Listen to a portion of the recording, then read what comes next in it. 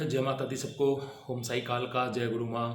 आप सभी का एक बार फिर स्वागत है मेरे यूट्यूब चैनल पर। और आज हम बात करेंगे गुरु के बारे में। गुरु धारण कौन लोग कर सकते हैं, गुरु कौन लोग बना सकते हैं और क्या महत्व है गुरु धारण का। और ये जो टॉपिक है, आपको सभी को पता है कि कल यानी कि बुधवार और 13 जुलाई गुरु पूर्णिमा है और पूरे देश में ये बड़ी ही धूमधाम से मनाई जाती है। और ये आप सभी को पता है कि गुरु और शिष्य क्या ये जो एक अनूठा संबंध होता है, एक शिष्य कहीं भी होता है इस दिन अपने गुरु के पास जाकर उनका आशीर्वाद लेना नहीं भूलता और उनकी पूजा अर्चना करना नहीं भूलता है, क्योंकि एक शिष्य के जीवन में गुरु का बहुत ही बड़ा महत्व है। और आपको बता दूं कि जो गुरु होता है वो एक शिष्य के जीवन को अध्यात्म में बहुत आगे की तरफ अग्रसर करता है और एक नई राह, एक सही राह एक शिष्य को दिखाता है, उसको बताता है और उसके जीवन में बहुत कुछ उसको सिखाता है।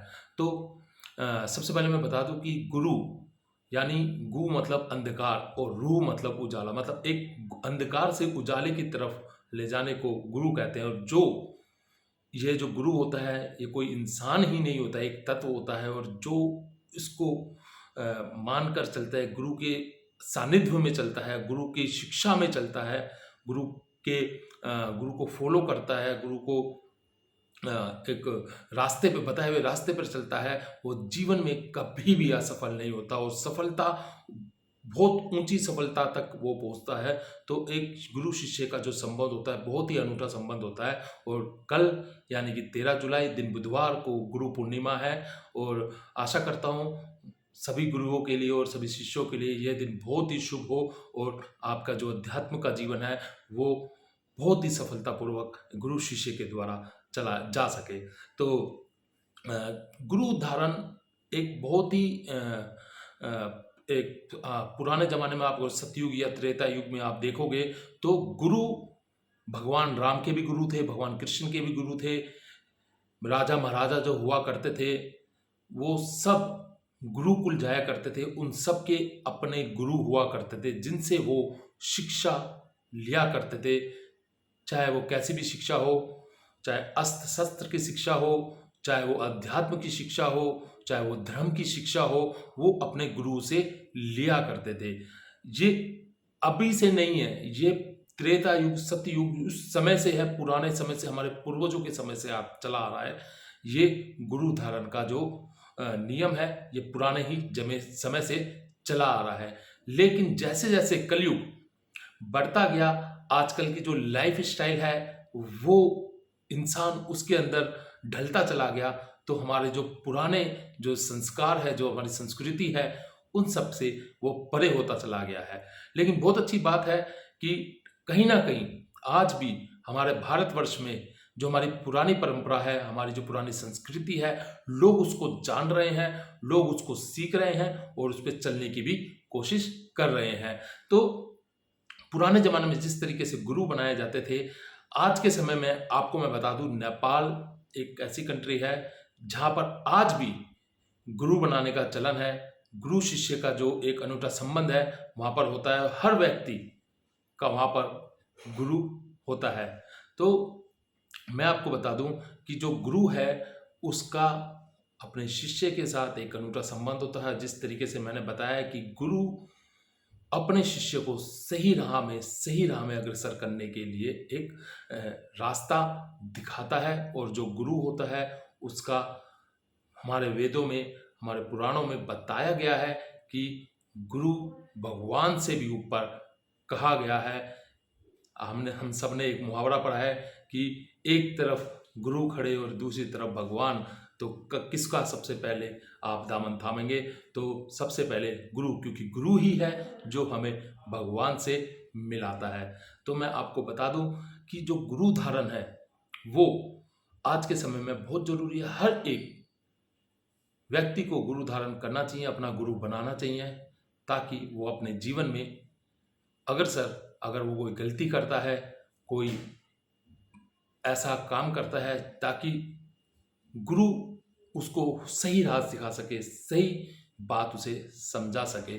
तो गुरु आजकल हम देखते हैं बहुत सारे यूट्यूब चैनल के अंदर बहुत सारे ऐसे अ, अ, भक्त हैं, बहुत सारे ऐसे गुरु हैं जिनके बहुत हजारों की तादाद में जो शिष्य हैं। और एक शिष्य का, एक व्यक्ति का गुरु का चुनाव करना बहुत मुश्किल हो जाता है कि कौन सा गुरु हम ढूंढे, कौन सा गुरु हम किसका हम चुनाव करें जो हमें सही राह दिखाए। और देखा गया है कि आजकल ये ट्रेंड भी बन गया है। बहुत सारे व्यक्ति ऐसे हैं, बहुत सारे शिष्य ऐसे हैं जो एक गुरु को पकड़ते हैं, फिर दूसरे गुरु को पकड़ते हैं, फिर तीसरे गुरु को पकड़ते हैं, चौथे गुरु को पकड़ते हैं। ट्रेंड सा चला आ गया है कि ये गुरु हमें कुछ नहीं सिखा रहा तो हम दूसरे गुरु से गुरु धारण करेंगे, दूसरे गुरु से कुछ सीखेंगे, तीसरे गुरु से सीखेंगे। सबसे पहले मैं आपको बता दूं कि जीवन में गुरु एक ही बनाए, क्योंकि एक ही गुरु है तो आपका जीवन सफल है। और अगर आप बार बार इसको बदलते हैं, गुरु को बदनाम करते हैं, तो गुरु दोष आपके जीवन में लगना लाजमी हो जाता है, गुरु दोष आपके जीवन में लग जाता है। तो इस चीज से आप बचे। गुरु सोच समझ कर बनाए। अपने जो गुरु धारण करना है तो एक ऐसे व्यक्ति का, ऐसे भक्त का, ऐसे गुरु का चुनाव करे जो आपके जीवन को, जीवन की जो राह है उसको आसान कर सके, आपके जीवन में अग्रसर, आपके रास्ता जो जीवन का रास्ता है वो आपको सही ढंग से वो पार लगा सके। तो सबसे पहले एक ही गुरु का चुनाव करें। दूसरा कि इसके लिए आपको क्या करना है, आप अपने ठंडे दिमाग से सोचें। आप जिस भी इष्ट की पूजा करते हैं, जिस भी भगवान की पूजा करते हैं, सबसे पहले ये देखिए कि गुरु जो है किस लिए बनाना है।